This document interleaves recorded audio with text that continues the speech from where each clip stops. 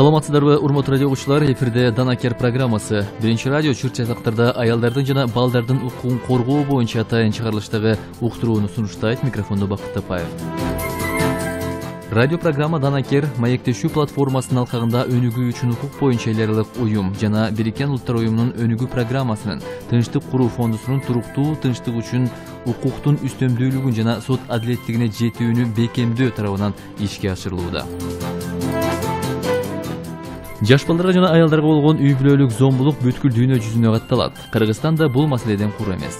Акыркы учурда Ош шаарынын тургуну Нияз Юсуповдун баамында үй бүлөдөгү уруш талаш көп учурда жетишсиздиктен келип чыгат. Зордук зомбулук көп, уруш талаш, акча жоктуктан, бири-бирин багабастыктан, түшүнбөстөн не кылат, жана үйдө уруш чыгат. Ичип кеткен үй бүлөлөр көп болот го азырчы. Ошолор бири-бири менен урушат, балдар бекерден бекерге зордукталып кордолдот да. Андай учурлар көп эле кездешти керек деп ойлойм. Бар деп ойлойм. Зордук зомбулук деген бул эми мындай бири-бири менен үй бүлөдө болгон чара болушу мүмкүн да. Мисалы атасы балдарын кыйнашы мүмкүн да.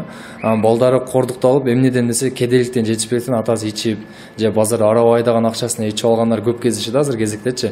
Ошолор мисалы өзүнүн үй бүлөсүнө өзү зордук зомбулук келтирет да. Аларга эмне кылыш керек дегенде мамлекет караш керек да. Мисалы жетишпеген адамдар көп да үй бүлөсүндө акча жокторчу. Ошолор бир сыйра караш керек, бир текшерүү өткүзүш керек. Өлкөдө үрөй учурган, коомчулукка жат болгон окуялар катталып келгендиги маалым. Айталы өткөн жылы 2 жаштагы баланын сабалышы бул окуядан кийин дал ушундай көрүнүштөрдүн биринин артынан экинчисинин кайталанып чыккан фактылары белгилүү болгон. Балдарга карата зордук зомбулук үй бүлөдөн гана эмес, билим берүү мекемелеринде да бар. Маселен, 2013 жылы 2500 ашык балага үй бүлөлүк зомбулук көрсөтүлгөнү айтылат. Өлкө аймагында мындай окуялар акыркы кездери басымдуу катталууда. Эң кыйыны үй бүлөдөгү зомбулуктун көп катталышы. Мындай көрүнүштөр ондоп саналат жана билингени гана. Билинбей калгандары дагы бир канча. Адистер үй бүлөлүк зомбулуктан жабыркагандар көп учурда укук коргоо органдарына кайрылышпастан зомбулук турмушка чыдап жашап же болбосо ажырашып кетип жаткандыгын белгилешет. Психологдордун айтуусунда күнүгө 100гө жакын аял зордук зомбулукка, психологиялык кысымга, экономикалык жактан чектөөлөргө кабылат. Анын 75% үй бүлөдө болот.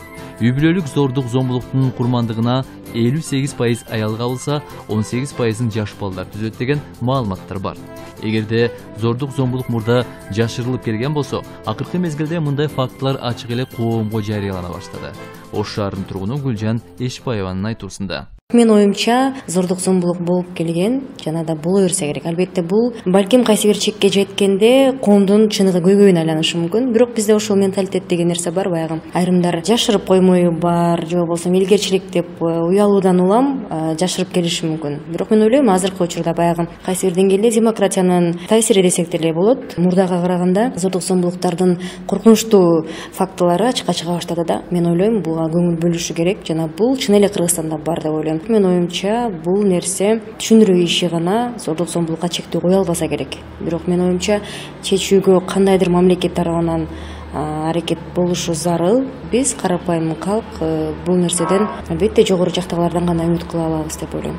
Маалыматтарга караганда ар бир 4-чү үй бүлөдө аялга же жаш балага карата зомбулук болуп турары аныкталган. Ошол эле учурда аялдардын үй бүлөдөгү зомбулукка кабылуусуна аялдардын өздөрүн күнөөлөгөндөр да бар. Агартуу тармагынын кызматкери Төлөгөн Гелдиевдин белгилешинче, эми аялдар менен балдарга зордук зомбулук көрсөтүп атат деп бир жагын айтып эле эркектердин баардыгын күнөөлөп койгонго болбойт. Канчалык бир деңгээлде да аялдын күнөөсү бар. Аялы оозун тыйбаса, ошондой болушу мүмкүн.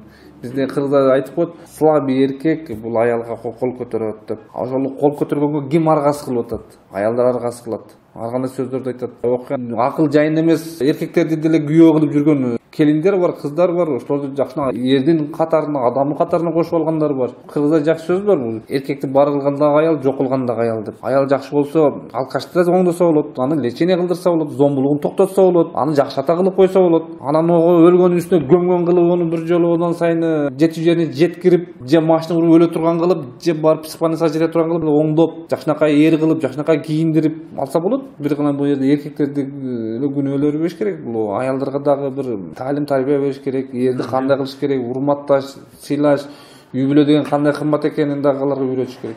Эми адеп ахлактар менен чара колдонуш керек. Эгер чектен чыгып кетсе, мыйзам чегинде жаза колдонуш керек. Бирок ошого чейин дагы биз дагы кыздарыбызды адеп ахлак менен тарбия беришибиз керек. Мисалы Японияда япон кыздарын күйөөгө чыгардан мурун Япон мамлекетинин улутунун улуттук тамактарын, каада салттарын ата энеси үйрөтөт. Ошолорду билгенден кийин гана күйөөгө чыгарат. А бизде ондай кылбай атабыз да. Каада салттарыбызды, үрп адаттарыбызды, шариаттарыбызды, аялдын ордун биз үйрөтпөй атабыз да. Biz ошолорду үйрөтсөк, аял өзүнүн ордун келсе, ошондо биз жакшы турмушка жетебиз.